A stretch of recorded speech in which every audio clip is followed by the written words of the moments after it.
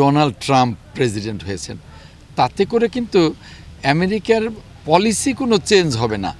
কাজেই Donald Trump president হওয়ার কারণে বাংলাদেশে সরকারের পরিবর্তন হবে, এটা যারা মনে করে একেবারে আহাম্মকের স্বর্গে তারা বাস করছে। ফ্যাসিস্ট হাসিনা ট্রাম্প একটা মারবার চেষ্টা করছে, এগুলো একেবারে ছেলে খেলা, রাজনীতি না। এই জন্যে আমরা এই সরকারের প্রতি পূর্ণ সমর্থন ব্যক্ত করে বলেছি, গত 16 বছর কিন্তু একটি অবাধ এবং নিরপেক্ষ নির্বাচনের জন্যেই এদেশের মানুষ রক্ত দিয়েছে।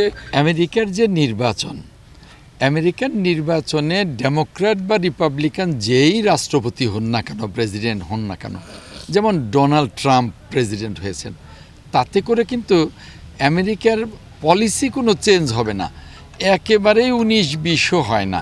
কাজেই ডোনাল্ড ট্রাম্প প্রেসিডেন্ট হওয়ার কারণে বাংলাদেশে সরকারের পরিবর্তন হবে, এটা যারা মনে করে একেবারে আহাম্মকের স্বর্গে তারা বাস করছে। আর ওই ফ্যাসিস্ট হাসিনা যেভাবে ডোনাল্ড ট্রাম্পকে ব্যবহার করে ওই ট্রাম্প একটা মারবার চেষ্টা করছে, এগুলো একেবারে ছেলে খেলা, রাজনীতি না।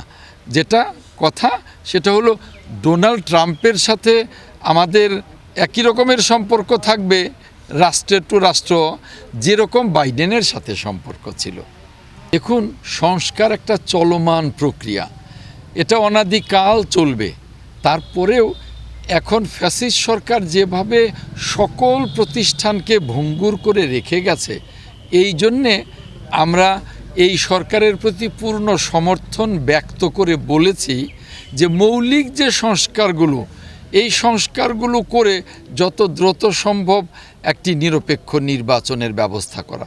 কারণ গত 16 বছর কিন্তু একটি অবাধ এবং নিরপেক্ষ নির্বাচনের জন্যেই এদেশের মানুষ রক্ত দিয়েছে। বিএনপি 60 লক্ষ হামলা মামলায় জর্জরিত হয়েছে, প্রায় 720 জনের মতো বিএনপির নেতাকর্মী গুম হয়ে গেছে, হাজার হাজার খুন হয়ে গেছে। বাংলাদেশের মানুষের আকাঙ্ক্ষা এখন নির্বাচন। এজন্যেই মানুষের আকাঙ্ক্ষাকে সামনে রেখেই আমরা সরকারকে বলেছি যে মৌলিক যে সংস্কারগুলো সেগুলো চলতে থাকবে, নির্বাচনের প্রক্রিয়াও চলতে থাকবে। মৌলিক সংস্কারগুলো যত দ্রুত শেষ করে নির্বাচনও অনুষ্ঠানের জন্যে আমরা সরকারকে বারবার বলে আসছি। কারণ হলো যে একটা অনির্বাচিত অন্তর্বর্তীকালীন সরকার দীর্ঘদিন থাকতে পারে না, সে জন আকাঙ্ক্ষাও পূরণ করতে পারবে না।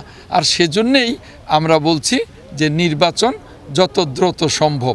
আর নির্বাচনের পরে এই যে সংস্কার প্রক্রিয়াগুলো, এই সংস্কার প্রক্রিয়াগুলো কিন্তু প্রত্যেকটাই আমাদের 31 দফার ভেতরেই আছে। কাজেই আমরা যখনই নির্বাচন প্রক্রিয়া শেষ হবে, যদি আমরা সরকার গঠন করি, বিএনপি সরকার গঠন করে, তাহলে বিএনপির নেতৃত্বেই এই সংস্কার কর্মসূচিগুলো বাস্তবায়িত হবে, যা আমাদের 31 দফার সাথে সমন্বিত।